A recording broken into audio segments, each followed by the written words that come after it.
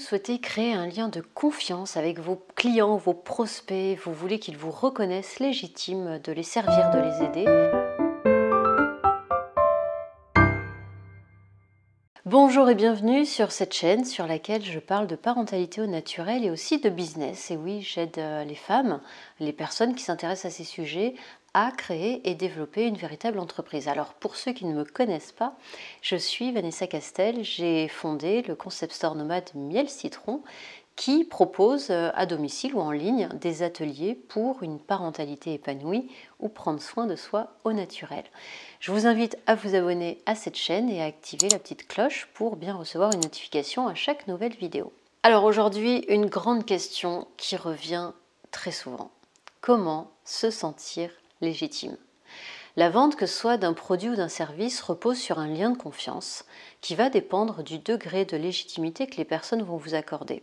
Et avant même de vous accorder cette légitimité, cela commence par soi-même, cela commence par fonder sa propre légitimité. Et dans cette vidéo, nous allons voir 3 étapes qui vont vous permettre dès à présent de fonder un niveau de légitimité. Alors, la première étape pour développer sa légitimité, c'est d'abord de se reconnaître soi-même, c'est-à-dire de porter un regard lucide sur soi, un regard duquel on a effacé les petites voix qui viennent nous dire « tu n'es pas assez, tu ne mérites pas, tu n'y arriveras pas ». En fait, toutes ces petites voix qui ne sont pas des voix réelles, mais qui viennent de l'extérieur, que nous portons dans notre psychologie, les voix des parents, du père, de la mère, de l'entourage, de la société, qui ont fait que pendant notre parcours, nous avons cru ces voix et qui demeurent encore aujourd'hui assez présentes.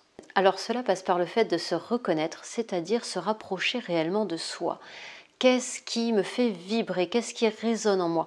Qu'est-ce qui a du sens? Qu'est-ce qui va me mettre en énergie, m'apporter de la joie ou de la paix? Toutes ces choses-là permettent de nous reconnaître, c'est-à-dire de nous relier à nous-mêmes en oubliant ces petites voix qui sabotent notre légitimité naturelle.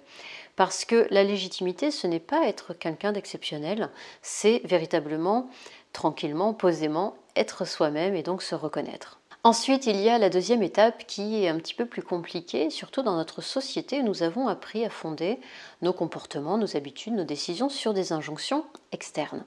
Donc la deuxième étape va être de reprendre le pouvoir sur tout ce que nous avons laissé à l'extérieur de nous-mêmes, reprendre le pouvoir pour être sa propre autorité fondatrice.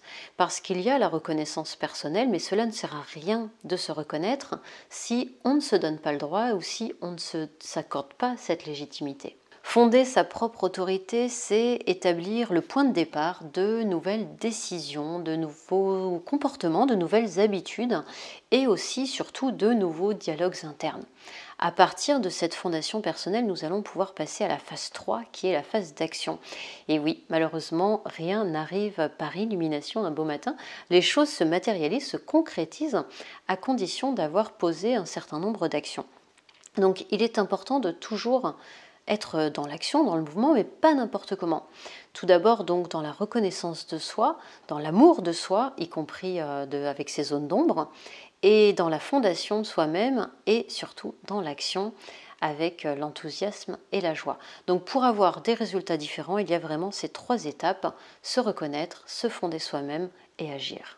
Alors, une petite astuce pour passer ces 3 étapes, c'est de s'inspirer des personnes qui ont déjà réalisé des choses extraordinaires, des choses hors normes. Par exemple, le peintre Salvador Dali. Avant toute chose, il attestait de la réalité de son génie, c'est-à-dire qu'il posait devant lui un grand Dali génial et il disait « je vais tout mettre en œuvre pour devenir cette personne ». En fait, il avait une foi et un engagement total à être et devenir cette personne, mais avant cela, il avait posé le potentiel, la possibilité du génie, il s'était reconnu dedans comme potentiellement génial et il s'est fondé dans ce mouvement, dans cet élan, et bien sûr, il a travaillé. Alors, il a beaucoup travaillé, mais pas dans la contrainte, plutôt dans la joie et l'enthousiasme d'incarner le génie qu'il voulait voir apparaître dans le monde. Voilà ce que nous enseignent des personnes d'une portée étonnante comme Salvador Dali.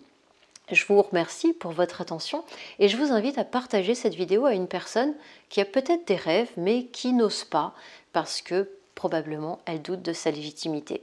Je vous dis à très vite pour la suite. Ciao, ciao.